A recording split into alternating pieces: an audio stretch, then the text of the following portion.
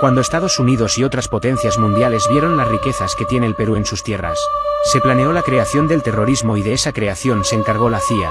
En los 80 un grupo de marineros enviados por la CIA subieron a Ayacucho a asesinar a comuneros, que reclamaban un fraude en unas elecciones.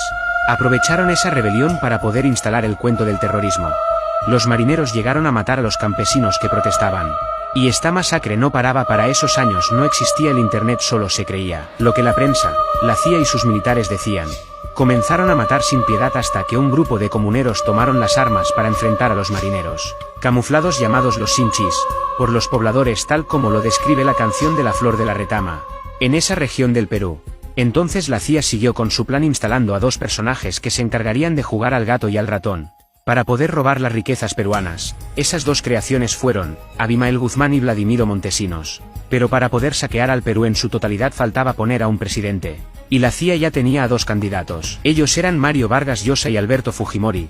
Para los años 80 y 90 se creó el Grupo Colina, integrado por 120 militares de alto rango, para poder dinamitar las torres eléctricas sin comunicar a los pueblos. Todos estos coche-bombas eran puestos por estos militares, y la prensa se encargaba de culpar a los campesinos con el nombre de terroristas. El asesino Abimael Guzmán, aprovechándose de toda esta convulsión social, habló con los estudiantes de los Andes para combatir a los marineros y militares que mataban a los pobladores. Los estudiantes y campesinos, no teniendo otra opción, se unieron a su pensamiento maoísta.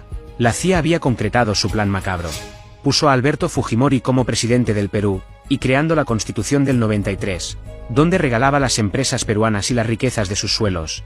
Y cada vez para vender empresas peruanas se hablaba del terrorismo, y los militares llamados Grupo Colina pintaban paredes y mataban comuneros para que todo se enfoque en el terrorismo, y nadie se enfoque en la venta de las empresas y riquezas peruanas. Hay que recordar que cuando se ubicó a Abimael Guzmán, los de inteligencia le avisaron a Fujimori y Montesinos que ya habían ubicado Guzmán, y Montesinos y Fujimori enviaron a poner un papel debajo de la puerta de donde estaba Abimael Guzmán, diciéndole que escape, que ya lo había ubicado los de inteligencia peruanos. CIA ya tenía a sus tres piezas para el saqueo al Perú: Abimael Guzmán, Alberto Fujimori y Vladimiro Montesinos, y no iba a permitir que inteligencia del Perú detenga a Abimael Guzmán, sino el cuento del terrorismo se les iba a acabar, y así no iban a poder saquear al Perú. La CIA buscaba desaparecer a la gente de los Andes peruanos donde está toda la riqueza. Entonces se puso el plan de esterilizaciones en todo el Perú. Alejandro Aguinaga se encargó de ese macabro plan, que estaba dirigida a las mujeres de los Andes, para que no tengan más hijos. A ellas estaba dirigida. Hasta se forzaron a más de 300.000 mujeres a esterilizarse. Ese caso fue archivado por la esposa del comandante Colchado, la fiscal Marcelita Gutiérrez. Estos dos personajes, quien tienen como padrino de bodas a César Nostroza, cabecilla de los narcotraficantes llamados Cuellos Blancos. De otro lado, mientras Abimael Guzmán había caído ya por el año 92, la CIA con su otra creación, el MRTA, empezaba a hacer terrorismo, para luego el año 96 crear otra cortina de humo llamada la toma de la residencia del Japón, el rescate Chavín de Huántar. En ese secuestro, cuando los emerretistas dejaron libre a la mamá de Fujimori, ahí se les cayó la careta.